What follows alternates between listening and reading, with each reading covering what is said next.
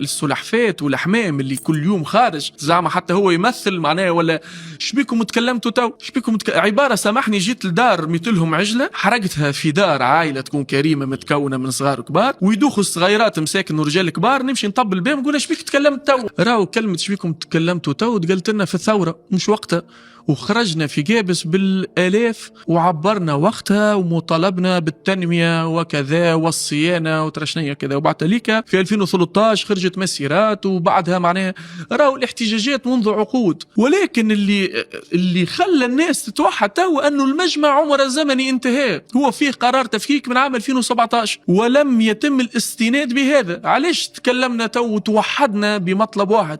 لأنه الحكومة في هذه السنة في 2025 هبطت قلت باش نكثروا الانتاج 80% من انتاج الفوسفات. ايش معناه 80% من انتاج الفوسفات؟ معناها هذايا دمار شامل لاهالي ولايه جابس الكل. تكلمنا تو وتوحدنا بهذا العدد على خاطر الدوله عملت لجنه علميه في يخص الفوسفوجيبس وهبطوا انه قالوا الفوسفوجيبس ماده غير خطره. معناها هذا احتقار واستبلاه للناس اللي عايشه ومتدمره من هذا الكيان. فما مؤامره وراها سوروس وتمويلات اجنبيه. اي سوروس هذا شفناه 60,000 مره في اللي يهبطوا في الذباب الالكتروني.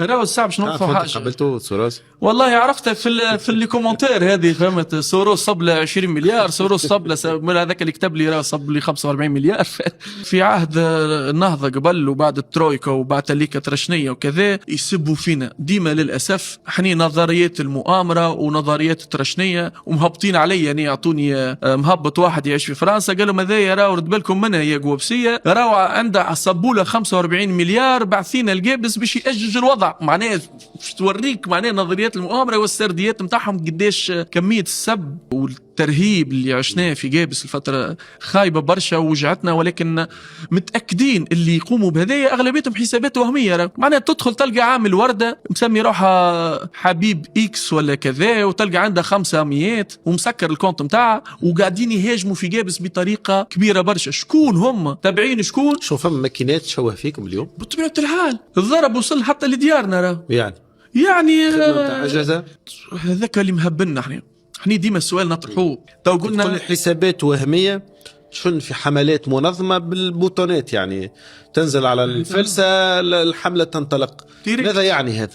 يعني ان فما شكون يقود حمله ويحب ان القوبسيه يسكتوا، يحب ان جابس تسكت وترضى بالوضع ونسكتوا ونبقوا وندوخوا ساكتين الى ان نموتوا. اللجان الالكترونيه هذه واللي لازم يتفتح فيها بحث شكون وراهم شكون يخدموا لصالح منها. بالنسبه ليك فما ذباب الكتروني، الذباب الالكتروني هذا ما نحبناش ويقوم باجنده واضحه. بالطبيعه انت ما عندوش علاقه بمواقف عفويه للناس ربما خايفين على البلاد او خايفين على رئيس قيس سعيد او على مسار 25 جويلية. امورهم احنا ديما نقولوا حاجه حراكنا بيئي موحد ووصلنا رسالة واضحة، وهذا اللي نجح احتجاجاتنا أن رسالة لأنصار الحكومة ولمعارضيها.